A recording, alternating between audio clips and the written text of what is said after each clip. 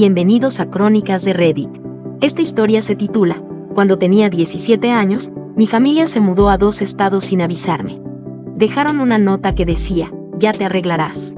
12 años después, tras lograrlo sin ellos, intentaron contactarme para reconectar.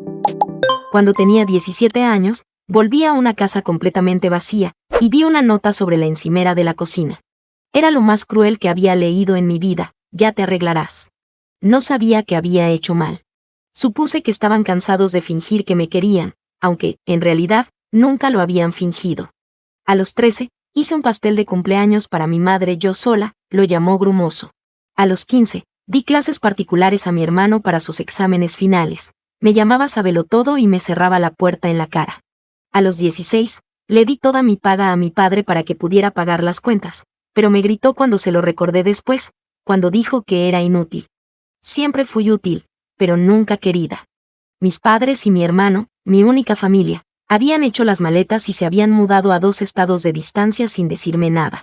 Me enteré por el casero una semana después. Tenía 7 días para irme porque habían cancelado el contrato de alquiler anticipadamente. Dormí 3 noches en casa de una amiga antes de quedarme sin lugares a dónde ir. Al final, me refugié en el fondo de una unidad de almacenamiento que alquilé con los últimos ahorros que me quedaban. Me colaba para ducharme en un gimnasio público y desayunaba, almorzaba y cenaba cucharas de mantequilla de maní. Buscaba trabajo en los ordenadores gratuitos de la biblioteca y fingía que todo estaba bien. Con el tiempo, me contrataron como camarera en un restaurante nocturno. La gerente era brusca, pero justa. Me pagaba en efectivo, sin contrato, hasta que pude conseguir un documento de identidad. Una vez me dejó dormir en la sala del personal cuando casi me desplomé del agotamiento. Me abrí camino a base de esfuerzo. Compré un teléfono de prepago, guardé cada recibo, vi tutoriales gratuitos en YouTube sobre finanzas y metas personales. El primer año apenas sobreviví, pero lo logré. El punto de inflexión llegó cuando un cliente habitual del restaurante me ofreció un trabajo temporal limpiando archivos de oficina. Pagaba el triple de lo que ganaba como camarera. Dije que sí. Ese trabajo llevó a otro y a otro. Aprendí rápido, llegaba temprano y hacía preguntas. A los 22 años trabajaba por mi cuenta a tiempo completo. A los 25, lancé una empresa de consultoría, solo yo, una mesa plegable y un portátil prestado. A los 27, tenía 5 colaboradores, mi propia oficina y una cartera de clientes con empresas con las que antes soñaba. Y a los 29, era oficialmente millonaria. No millonaria influencer, ni fingiendo para Instagram, sino con ahorros reales, cuenta de jubilación, 0 deudas, un apartamento pagado y un seguro de salud que podía costear. La primera vez que vi mi cuenta bancaria alcanzar 7 cifras, lloré. Durante todos esos años difíciles, mi familia nunca se puso en contacto, ni una sola vez. Vi a mi hermano aparecer una vez en una lista de amigos sugeridos. Está casado ahora, viviendo aún en el estado en el que desaparecieron. Miré la pantalla largo rato, preguntándome si le habría contado a su esposa sobre mí, si diría que me escapé o si simplemente no dice nada. A veces me pregunto si habría sido más fácil odiarlos. Pero, sinceramente, nunca fue odio, fue angustia. Voy a terapia ahora porque quiero mantenerme entera. He hecho una lista de las personas que me salvaron cuando no tenían por qué hacerlo, compañeros de trabajo, de clase, extraños que me mostraron cómo se ve el apoyo real. La semana pasada, una entrevista que di sobre sobrevivir al distanciamiento familiar se hizo viral. Alcanzó 1 millón de vistas en 4 días. Mi bandeja de entrada se llenó de mensajes de apoyo, gratitud y desconocidos diciendo que le había puesto palabras a su dolor. Y entonces un correo destacó. La línea de asunto decía, sigues siendo nuestra hija. Era de mi madre. Sin disculpas, solo un párrafo sobre escuchar mi versión y la posibilidad de hablar. Luego otro mensaje, esta vez de mi hermano. Te extrañamos. ¿Podemos arreglar esto? Miré la pantalla mucho tiempo antes de cerrar el portátil. Me quedé pensando si sanar significaba mirar atrás o seguir adelante. No respondí enseguida. Necesitaba procesarlo. Mi terapeuta, Melissa, me sugirió esperar al menos una semana antes de tomar cualquier decisión. Date espacio para sentir lo que surja, me dijo durante la sesión. No hay prisa por responder. Así lo hice. Me centré en el trabajo. Fui al gimnasio, cené con amigos, cosas normales. Pero esos correos me perseguían. Los abría, los leía, los volvía a cerrar. El de mi madre se sentía frío, casi clínico, como si se dirigiera a una conocida lejana. El de mi hermano era más corto, pero de algún modo más genuino. No podía dejar de pensar en ellos. Después de 10 días decidí responderle primero a mi hermano. Algo simple, han pasado 12 años. ¿Qué cambió? Pulsé enviar antes de poder pensarlo demasiado. Su respuesta llegó en menos de una hora. Dijo que la entrevista le había hecho darse cuenta de lo que habían hecho, que solo tenía 15 años cuando me dejaron, que no tuvo opción, que siempre se había preguntado por mí, que me buscó en línea un par de veces pero nunca tuvo el valor de contactarme, que verme exitosa lo enorgullecía. No le creí del todo. Si tan preocupado estaba, ¿por qué esperar hasta que fuera públicamente exitosa? Se lo pregunté tal cual. Su siguiente correo fue más largo. Admitió que el dinero estaba ajustado, que el negocio de mis padres había quebrado, que su esposa estaba embarazada de su segundo hijo, que las facturas médicas se acumulaban. Sentí que el suelo se hundía. Ahí estaba, la verdadera razón. No respondí durante otra semana. Entonces mi madre envió un correo de seguimiento con fotos antiguas. Cuando era bebé, en la playa a los 5 o 6 años, con Miguel haciendo un muñeco de nieve, momentos felices que parecían de la vida de otra persona. Al final del correo escribió, cometimos errores. Queremos enmendarlos. Mostré los correos a Melissa en la siguiente sesión. Me recordó que yo tenía el control, que podía establecer límites, que no les debía nada, pero también que cerrar ese capítulo podría ayudarme a seguir adelante, ya fuera con una reconciliación o una despedida final. Asentí, aunque por dentro me sentía dividida. Una parte de mí quería mandarlos al infierno, otra, entender por qué me abandonaron, y otra pequeña estúpida parte todavía quería que me quisieran. Decidí encontrarme con mi hermano primero, solo él, sin mis padres. Quedamos en un café en Chicago, a medio camino entre donde vivíamos. Volé esa mañana, me registré en un hotel e intenté calmarme. Casi canceló 3 veces, pero a las 2 de la tarde entré en el café y lo vi de inmediato. Se veía mayor, más pesado, con la frente despejada, pero los mismos ojos. Se levantó al verme, incómodo e inseguro. No lo abracé. Nos sentamos uno frente al otro, con los cafés entre las manos, como dos extraños. Los primeros 20 minutos fueron dolorosos, charla trivial sobre el clima, mi vuelo, su viaje en coche. Luego empezó a disculparse. Emma, lo siento mucho, dijo Miguel, con la voz quebrada. Solo era un niño. No sabía que planeaban dejarte atrás hasta que fue demasiado tarde. Tenía demasiado miedo para enfrentarme a ellos. Solo escuché, observando su rostro en busca de engaño. Parecía sincero, pero ya me habían mentido antes. Le hice la pregunta que me había atormentado durante 12 años. ¿Por qué yo? ¿Por qué fui la que se quedó atrás? Bajó la mirada hacia su café. Siempre te vieron como la fuerte, la independiente, la que estaría bien por su cuenta. Pensaron que no los necesitabas tanto como yo. Se convencieron de que estarías mejor sin ellos. Era lo más absurdo que había oído. Le conté sobre la unidad de almacenamiento, sobre comer mantequilla de maní durante semanas, sobre ducharme en un gimnasio público y trabajar de noche a los 17. Su rostro se descompuso. No lo sabía, susurró. Me dijeron que tenías un plan, que querías quedarte, que vivirías con la familia de un amigo, que habías elegido separarte de nosotros. Todas mentiras. Al final de la reunión, no sabía qué pensar. Parecía arrepentido. Me mostró fotos de su esposa y su hija, habló de su trabajo como contable, preguntó por mi negocio. No pidió dinero, lo cual me sorprendió. Cuando nos despedimos, me abrazó. Se lo permití, pero no lo correspondí. Solo me quedé allí, con los brazos a los lados, sin sentir nada. De vuelta en el hotel, llamé a Melissa y se lo conté todo. Señaló que, aunque mi hermano parecía arrepentido, seguía presentándose como víctima en lugar de reconocer su papel en mi abandono. Tenía razón. Él tenía 15 años, no 5, suficiente edad para levantar un teléfono, enviar un correo, preguntar cómo estaba en algún momento de esos 12 años. Esa noche, mi madre llamó. No le había dado mi número, así que Miguel debió de hacerlo. Casi no contesto, pero la curiosidad pudo más. Su voz sonaba más vieja, más ronca. Lloró al oír mi hola. Empezó a hablar de lo orgullosa que estaba de mí, de que siempre supo que tendría éxito, de lo especial que era. La dejé hablar hasta que se agotaron las palabras. Entonces le hice la misma pregunta que a mi hermano. ¿Por qué yo? Su respuesta fue distinta. Estábamos endeudados, Emma. No podíamos alimentar 3 bocas. Sabíamos que eras lo bastante inteligente para salir adelante sola.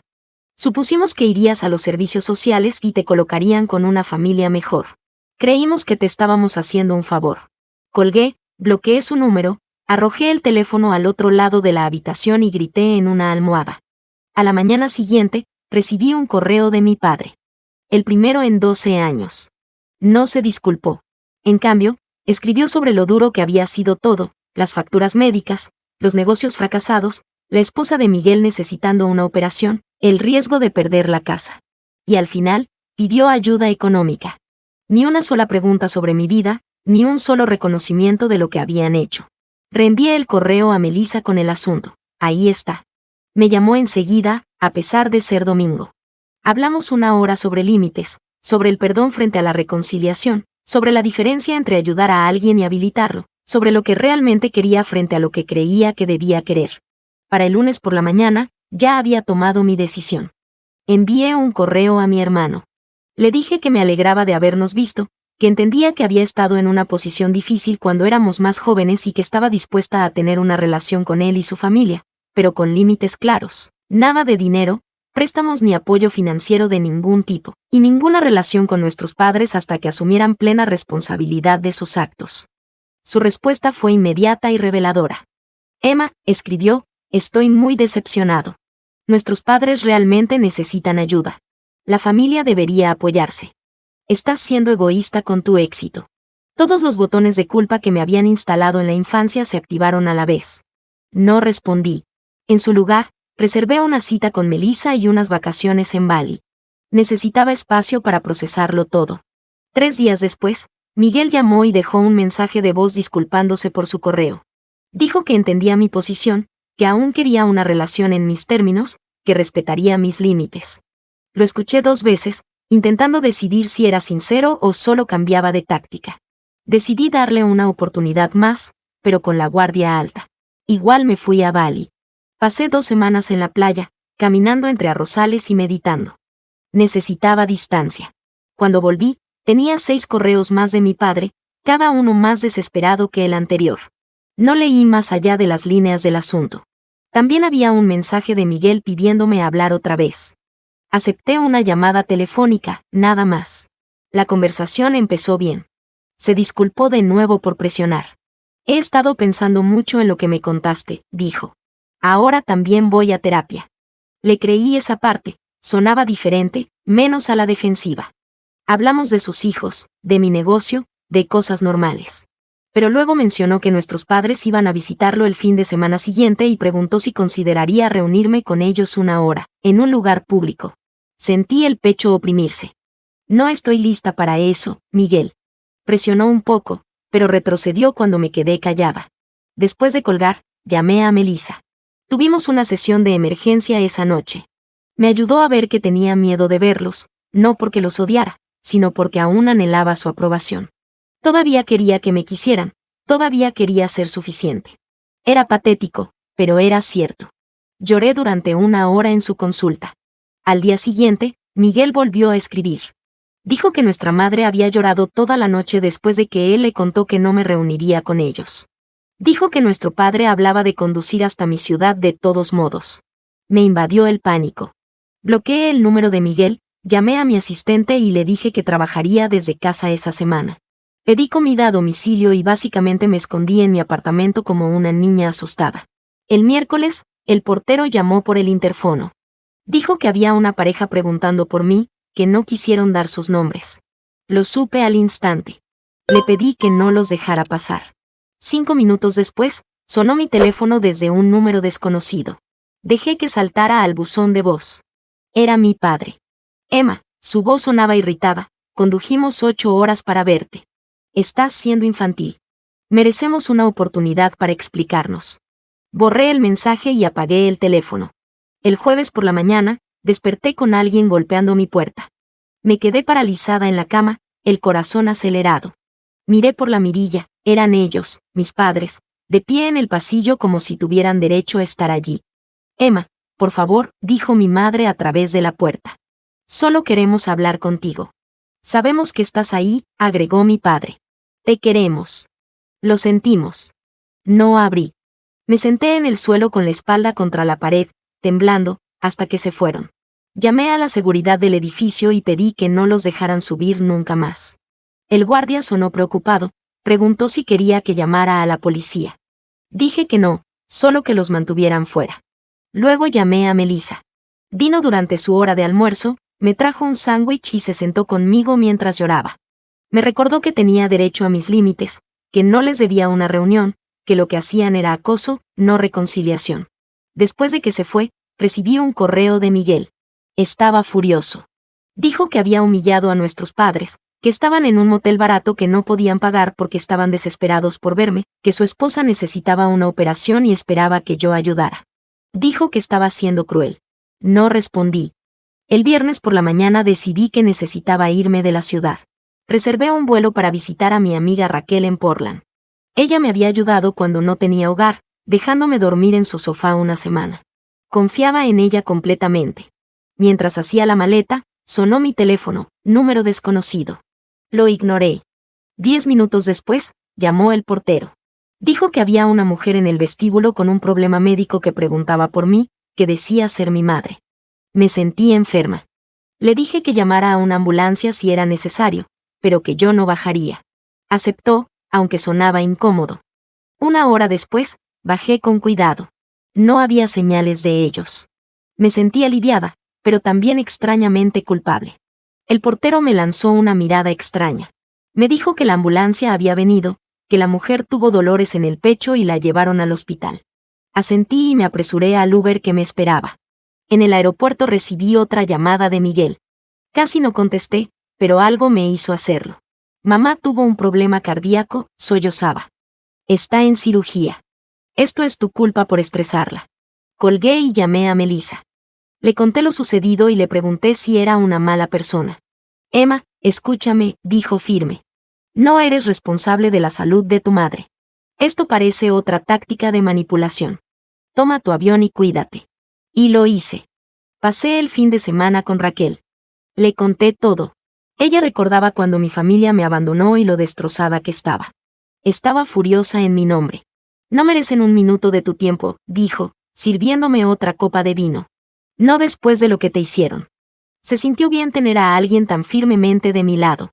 El domingo por la noche recibí un correo de mi padre. Mi madre estaba estable, le habían puesto un stent y sería dada de alta el martes. El mensaje terminaba con un, ella te llama. ¿No crees que ya nos has castigado suficiente? Se lo mostré a Raquel, que puso los ojos en blanco con tanta fuerza que pensé que se le iban a quedar así. Me dijo que eso era un manual de culpabilización. Sabía que tenía razón, pero una parte de mí seguía sintiéndose responsable. Volví a casa el lunes y encontré flores fuera de mi puerta. La tarjeta decía, por favor, llámanos. Nos quedamos en el motel hasta el miércoles. Sin disculpas, sin reconocimiento de límites, solo otra demanda. Tiré las flores por el montacargas. El martes por la mañana recibí un mensaje de un número desconocido, una foto de mi madre en la cama del hospital, pálida y pequeña. El texto decía que quizá no le quedaba mucho tiempo. ¿De verdad quieres vivir con este remordimiento? Bloqueé el número y llamé a Melissa. Me sugirió tomarme un descanso de las redes sociales, cambiar de número, incluso quedarme con un amigo. Acepté. Llamé a mi asistente y le dije que trabajaría a distancia 2 semanas. Hice otra maleta. Antes de poder irme, el portero volvió a llamar. Dijo que había una mujer joven en el vestíbulo con un niño pequeño, que afirmaba ser mi cuñada. Me sentí acorralada. Le pedí que la hiciera subir. Decidí enfrentar esto de frente. La mujer que llamó a mi puerta parecía exhausta, con ojeras oscuras, sosteniendo a una niña dormida. Soy Jenny, dijo en voz baja, la esposa de Miguel. Vine sola porque quería hablar contigo sin el drama familiar. La dejé entrar con cautela. Le ofrecí agua y aceptó agradecida. Acostó a su hija en el sofá, la arropó con una manta y se sentó frente a mí. Solo supe de ti hace 3 años, admitió. Miguel me dijo que te habías escapado a los 17, que cortaste el contacto con la familia. Siempre me pareció extraño, pero no insistí. Escuchar tu entrevista fue una conmoción. Lo confronté y finalmente admitió la verdad. Solo escuché. Ya no sabía qué creer. Me horroriza lo que te hicieron, continuó. Le pedí a Miguel que te contactara, pero no tenía idea de que te pedirían dinero. Me da vergüenza y estoy enfadada. Sí, necesito una operación por una condición de tiroides, pero tenemos seguro. Tus padres son los que tienen problemas económicos, no nosotros. Le pregunté por qué había venido. Me miró directamente a los ojos. Mereces saber toda la verdad, dijo. Tus padres les han contado a todos que abandonaste a la familia, que estabas mentalmente inestable, que les robaste dinero antes de desaparecer, que pasaron años buscándote. Todas mentiras para encubrir lo que hicieron. Sentí como si me golpearan. ¿Cómo sabes que es verdad? Sacó su teléfono y me mostró publicaciones antiguas de Facebook, mi madre pidiendo oraciones para encontrar a su hija problemática, mi padre afirmando que me llevé sus ahorros antes de huir, actualizaciones sobre investigadores privados y refugios para personas sin hogar. Todo elaborado para parecer víctimas, todo fechado años después de haberme abandonado. Jenny se disculpó por haber sido parte, aunque sin saberlo.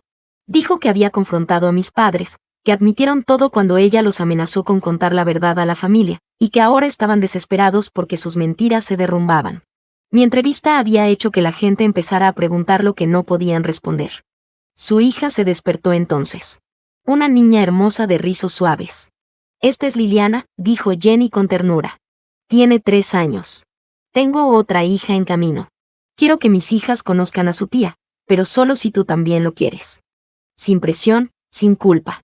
Solo una puerta abierta, si alguna vez eliges cruzarla. Después de que se fueron, me quedé horas procesándolo todo. Llamé a Melissa y le conté lo que Jenny había dicho. No se sorprendió.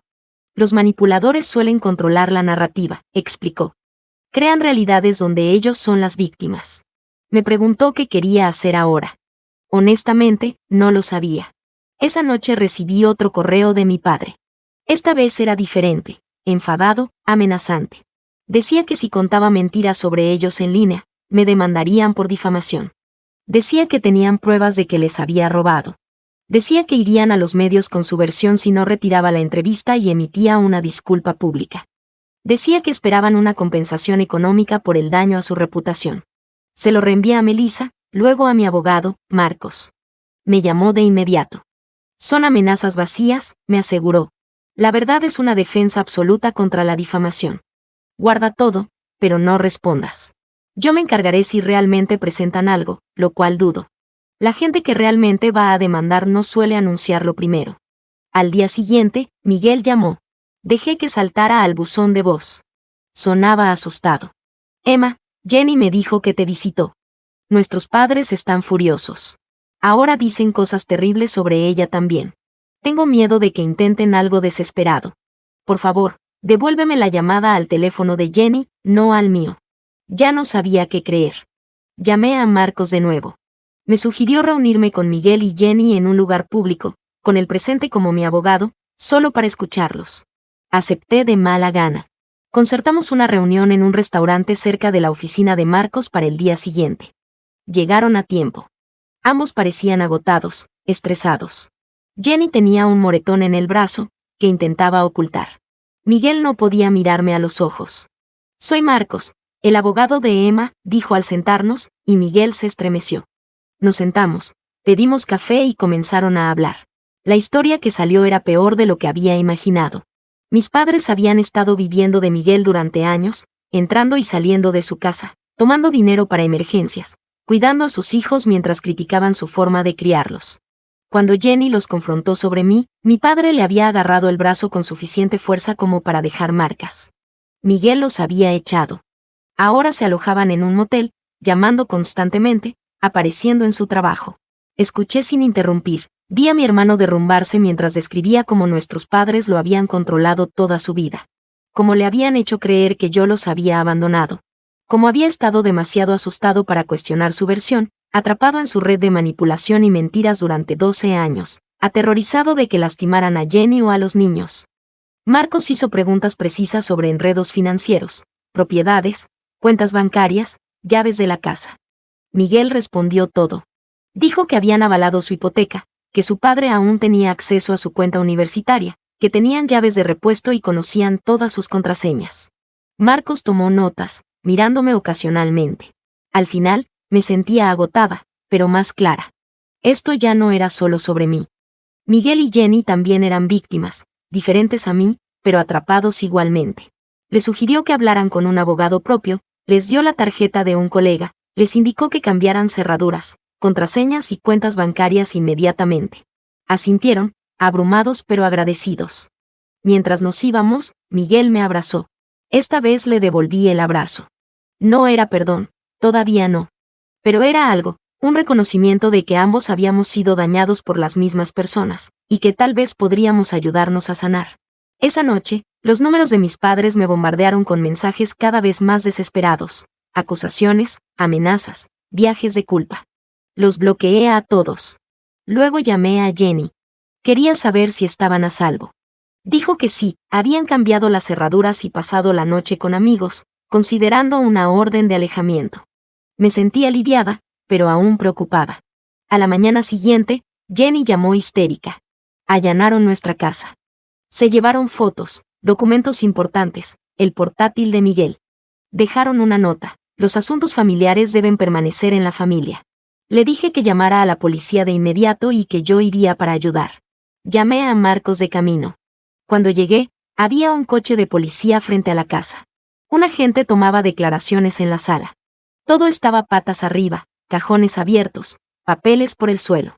Miguel estaba en el sofá con la cabeza entre las manos. Jenny le mostraba al agente los objetos faltantes.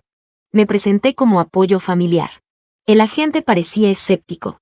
¿Están seguros de que no solo usaron una llave? Quizás sea un malentendido.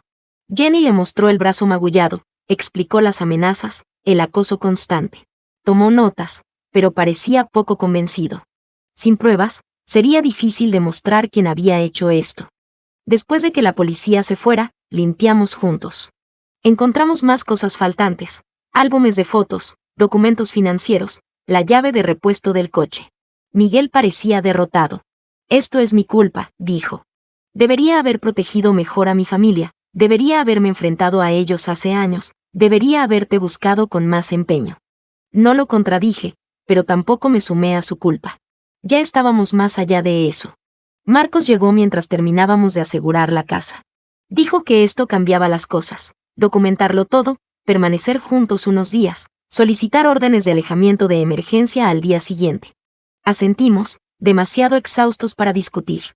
Jenny hizo las maletas, Miguel y yo aseguramos la casa, cambiamos cerraduras, revisamos ventanas, instalamos cámaras. Tomar precauciones contra nuestros propios padres se sentía surrealista, pero necesario. Habían cruzado un límite que ya no podía borrarse. Miguel recibió un mensaje de nuestro padre: te estamos vigilando. Me lo mostró temblando. Hice una captura y la envié a Marcos. Tomé una decisión: les pedí que vinieran a quedarse conmigo. Mi edificio tenía seguridad, cámaras y un portero que sabía que no debía dejar entrar a mis padres. Aceptaron agradecidos. Esa noche cenamos comida para llevar en mi sala. Liliana jugaba con los juguetes que Jenny había traído. Hablamos en voz baja sobre los pasos siguientes: órdenes de alejamiento, informes policiales, cambiar números y correos, mudarnos quizás a otra casa, protegernos a largo plazo. No era la reunión familiar que jamás imaginé. Estaba con mi hermano, con Jenny y su hija, enfrentando juntos la verdad. Por primera vez, parecía que podíamos construir algo nuevo desde las cenizas de lo que nuestros padres habían destruido. A la mañana siguiente, Marcos llamó: las órdenes de alejamiento de emergencia estaban presentadas. Debíamos comparecer la semana siguiente para hacerlas permanentes. Había informado al detective que conocía, más serio que los agentes anteriores. Debíamos permanecer juntos hasta que esto se resolviera. Llamé a mi asistente: trabajaría desde casa indefinidamente. Emergencia familiar. Ella entendió y reorganizó mi agenda. Organicé un espacio de trabajo para Miguel. Jenny y Liliana ocuparon la sala, construyendo fuertes de almohadas y viendo caricaturas. Era extraño tener gente en mi espacio tranquilo, pero había algo reconfortante en el ruido: la risa de Liliana, el tarareo de Jenny doblando la ropa, el tecleo de Miguel. Se sentía como una familia. No la familia que me había abandonado, sino quizá la que podríamos construir. Esa tarde, el portero llamó por el intercomunicador: son flores. Le pedí revisar la tarjeta antes de enviarlas. Decía: sabemos dónde están todos. Esto no ha terminado. Rechacé la entrega y le ordené llamar a la policía si no se retiraban. Llamé a Marcos. Dijo que esto reforzaba nuestro caso y que estábamos haciendo todo bien. No conté a Miguel o Jenny sobre las flores, ya tenían suficiente estrés. Preparé la cena, jugué con Liliana, intenté normalidad en medio del caos. Esa noche, cuando todos dormían, me senté sola en la cocina y finalmente sentí todo: miedo, ira, pena, una extraña esperanza. Lloré en silencio en una toalla para que nadie me oyera. A la mañana siguiente, Jenny me encontró haciendo café. Está bien no estar bien, Emma, dijo suavemente. Yo tampoco lo estoy. Miguel llora en la ducha donde cree que nadie puede oírlo. Liliana sigue preguntando cuándo volveremos a casa. Esto es terrible, pero estoy agradecida de que lo enfrentemos juntos. La miré, a esta mujer que apenas conocía y que ahora era parte de mi vida. Le pregunté por qué había venido ese primer día, por qué había decidido creerme sobre la familia que conocía durante años. Sonrió tristemente. Siempre sentí que algo andaba mal con tus padres, con sus historias, con cómo controlaban a Miguel. La entrevista confirmó mis sospechas. No podía dejar que mis hijas crecieran pensando que abandonar a un niño fuera aceptable. Nos abrazamos por primera vez. Incómodo pero genuino. No era amistad aún, sino comprensión, solidaridad y la determinación compartida de romper el ciclo de maltrato que nos había dañado. Los días siguientes cayeron en una rutina: trabajar, cocinar, jugar con Liliana, contactar a Marcos, sobresaltarnos con ruidos inesperados, estremecernos con los teléfonos, viviendo en un limbo extraño de normalidad y tensión. Estábamos a salvo, juntos, pero aún sanando. Familia, pero aprendiendo qué significaba realmente. El viernes, Marcos llamó con noticias. El detective había encontrado pruebas. Las imágenes de seguridad de una gasolinera cerca de la casa de Miguel mostraban el coche de nuestros padres estacionado allí durante el tiempo del allanamiento. La audiencia para la orden de alejamiento estaba programada para el lunes. Estaba seguro de que la conseguiríamos.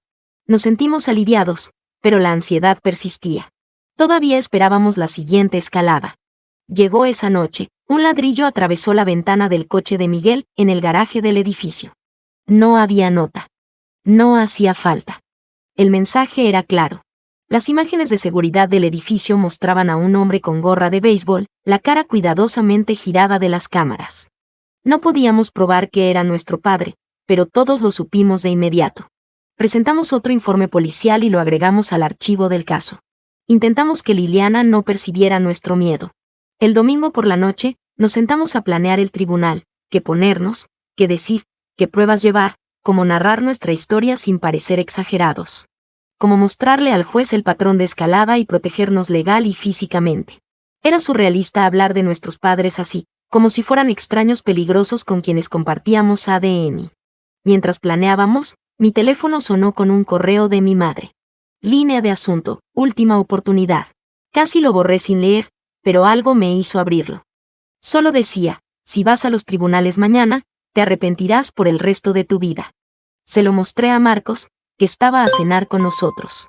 Hizo una captura, la archivó y me dijo que no respondiera. Este tipo de amenazas solo fortalecería nuestro caso. Esa noche, ninguno de nosotros durmió bien. Revisaba cerraduras, escuchaba ruidos, preguntándome qué harían mis padres a continuación. Preguntándome si estábamos exagerando, si no estábamos reaccionando lo suficiente. Preguntándome cómo había llegado hasta aquí. De adolescente abandonada a mujer de negocios exitosa, escondiéndome en mi propio apartamento de quienes me dieron la vida. La mañana de lunes llegó con una calma extraña. Nos vestimos con cuidado, informalmente elegantes, respetables, dignos de confianza. Jenny organizó que una amiga cuidara a Liliana. Condujimos hasta el juzgado en coches separados, por precaución. Nos encontramos con Marcos en los escalones afuera. Seguro de sí mismo, maletín en mano, nos dijo que había manejado docenas de casos similares, que la evidencia era sólida y que los jueces tomaban en serio las amenazas. Estaríamos protegidos. Al entrar al juzgado, los vi, mis padres, de pie cerca de la entrada. Más viejos, más pequeños de alguna manera. Mi madre me vio primero e hizo un movimiento hacia mí. Mi padre la detuvo con un brazo. Nos observaron pasar, sin hablar, con una mezcla de ira y algo más, quizá miedo. Nos registramos, seguimos a Marcos a la sala correcta y nos sentamos, esperando que llamaran nuestro caso. Pude sentir a mis padres entrando detrás de nosotros, sentados al otro lado de la sala. Podía casi escuchar su conversación susurrada, pero no me giré. Mantenía la mirada al frente y me concentraba en respirar. El juez llamó nuestro caso. Nos levantamos, caminamos hacia adelante y tomamos nuestros lugares. Marcos presentó la evidencia con calma, el allanamiento, los mensajes amenazantes, las flores, el ladrillo, la historia de abandono y manipulación. El juez escuchó atentamente, hizo preguntas aclaratorias y miró a nuestros padres con creciente preocupación. Cuando fue su turno, se acercaron a la tribuna, sin abogado. Mi padre habló primero, exagerábamos, solo querían reconectarse, nunca quebrantaron la ley, nos querían, todo un malentendido sacado de proporción. El juez preguntó por las imágenes y los mensajes amenazantes. Mi padre negó todo, dijo que eran malinterpretaciones, que ellos eran las víctimas.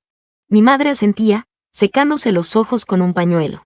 Entonces el juez preguntó directamente sobre mí. ¿Dejaron a su hija menor de edad sola y se mudaron a otro estado? Mi padre vaciló, murmuró algo sobre dificultades económicas. La expresión del juez se endureció. Después de escuchar ambas partes, el juez concedió nuestras órdenes de alejamiento. 3 años sin contacto, sin acercarse a nuestros hogares o lugares de trabajo, sin mensajes a través de terceros. Cualquier violación resultaría en arresto inmediato. Mis padres parecían atónitos, como si nunca hubieran enfrentado consecuencias. Al salir, mi madre dijo mi nombre suavemente. Seguí caminando, sin mirar atrás.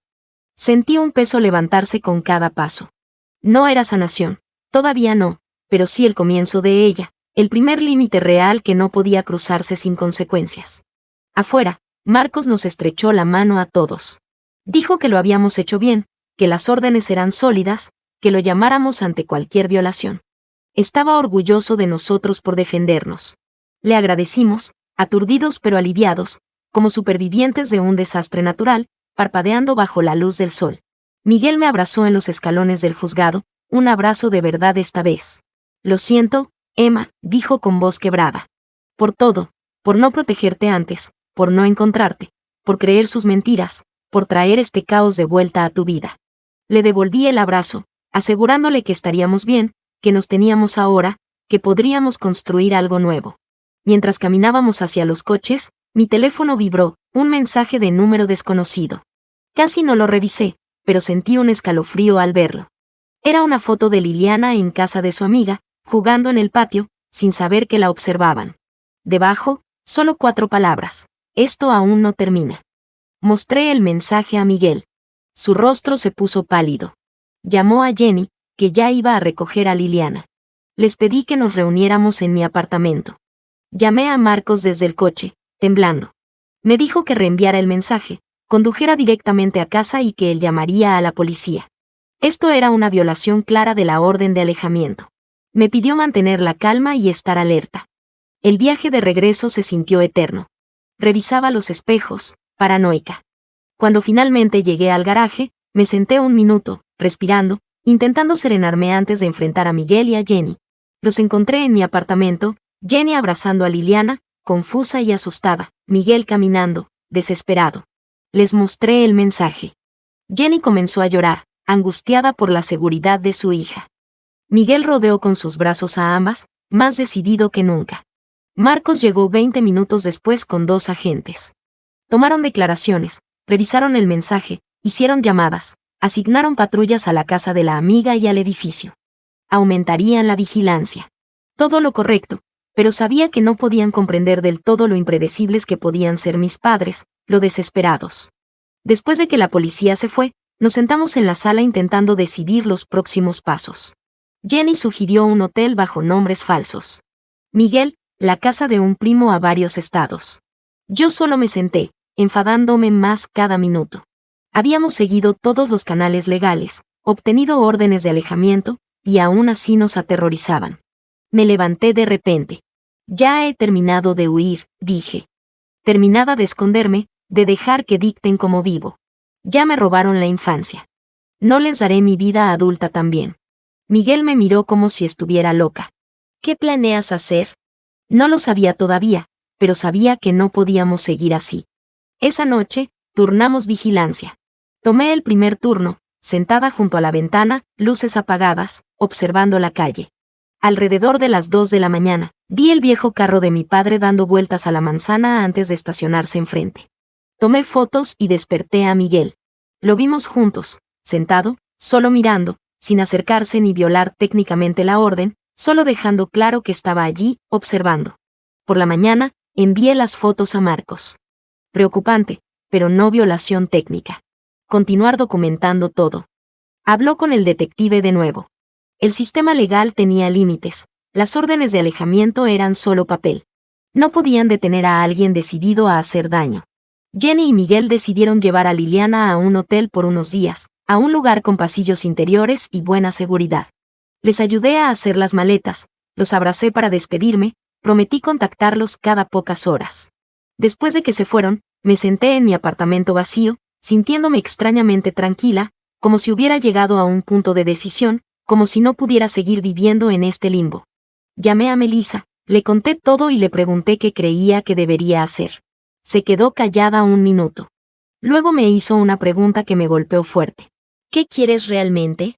No lo que no quería, ni lo que temía, sino lo que quería activamente. Me di cuenta de que nunca lo había pensado así. Después de colgar, hice una lista. Vivir sin miedo, tener una relación con mi hermano y su familia, dejar de sentirme responsable de las acciones de mis padres, ser libre del pasado. En ninguna parte de la lista estaba la reconciliación con mis padres. En ninguna parte el perdón. Solo quería ser libre de ellos. Esa tarde hice algo loco. Les envié un correo a mis padres, corto y directo. Sé que están vigilando mi edificio. Sé que no van a parar, así que hablemos una última vez. Mañana, al mediodía.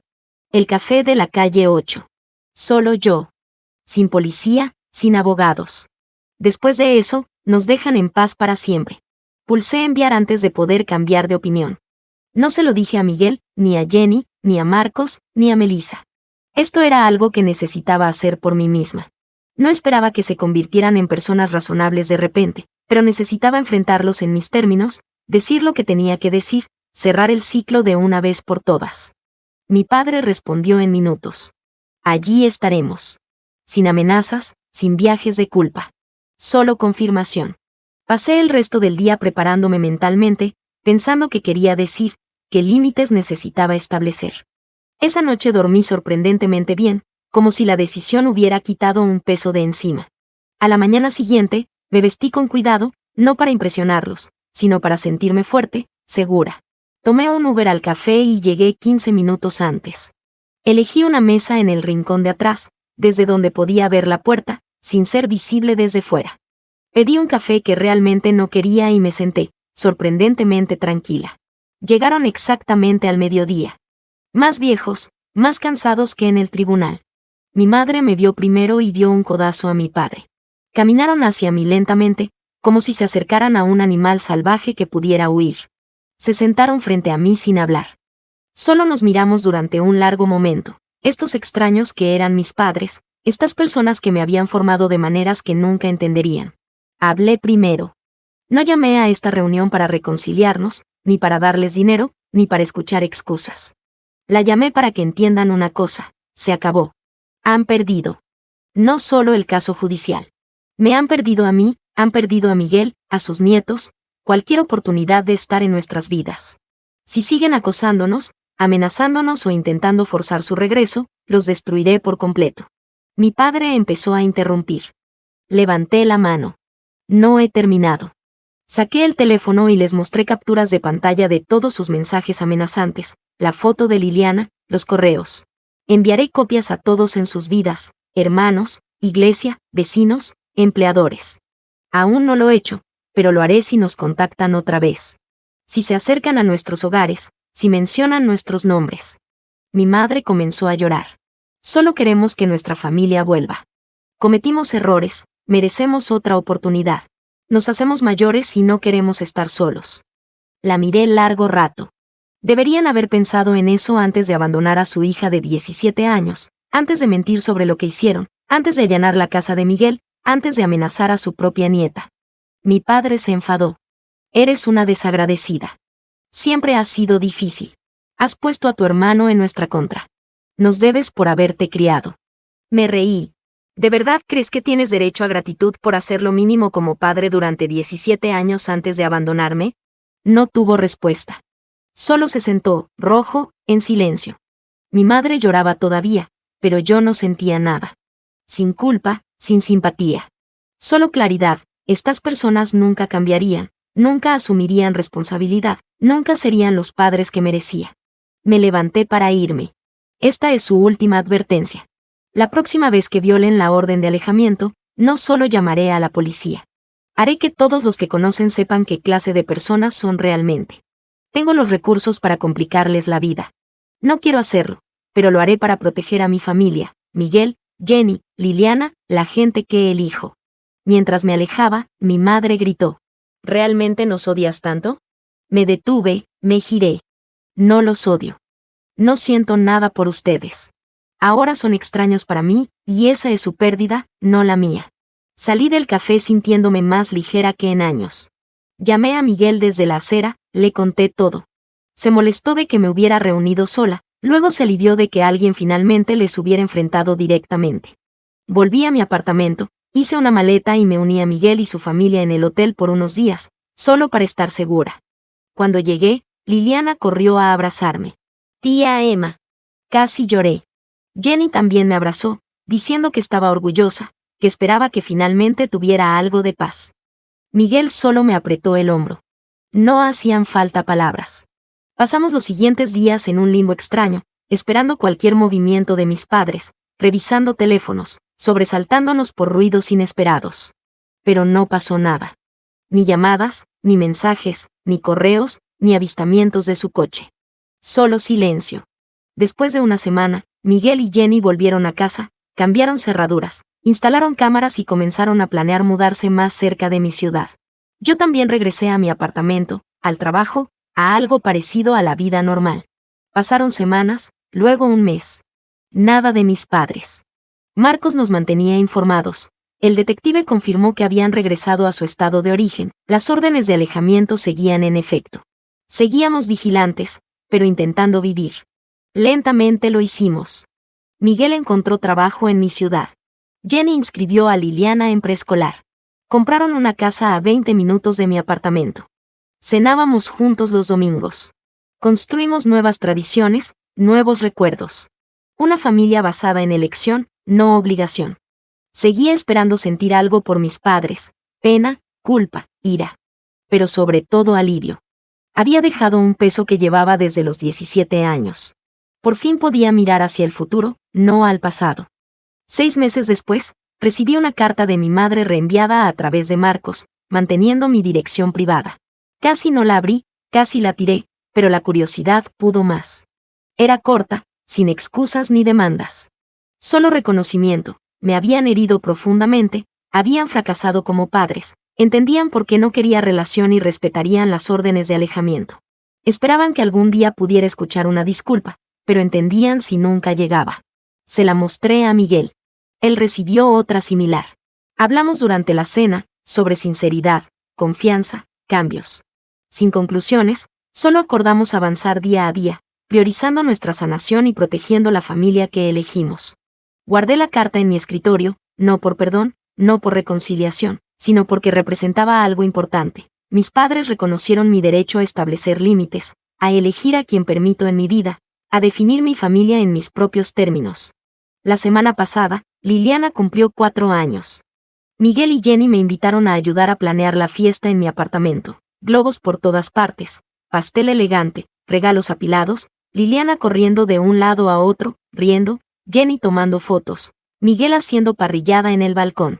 Tanto ruido, tanta alegría. Me metí a la cocina un momento, solo observando, Miguel balanceando a Liliana en círculos mientras Jenny se reía, mi apartamento lleno de vida y amor. Pensé en aquella nota en la encimera hace 12 años, ya te arreglarás. Lo hice, no como ellos esperaban, sino encontrando cómo debería ser una familia, cómo debería ser el amor, lo que merecía siempre. No digo que todo sea perfecto. Todavía tengo problemas de confianza, voy a terapia semanalmente, a veces tengo pesadillas sobre ser abandonada, me estremezco si suena el timbre inesperadamente. Pero estamos sanando. Construyendo algo nuevo de los pedazos rotos del pasado. Algo fuerte, elegido, real. A veces me preguntan si alguna vez me reconciliaré con mis padres, si los perdonaré. No tengo respuestas. Quizá algún día, quizá nunca. Pero sé esto con certeza absoluta, ya no me definen sus decisiones ni su abandono. Me define lo que construí después, la persona que elegí ser, la familia que elegí crear. Y eso, nadie podrá quitármelo jamás.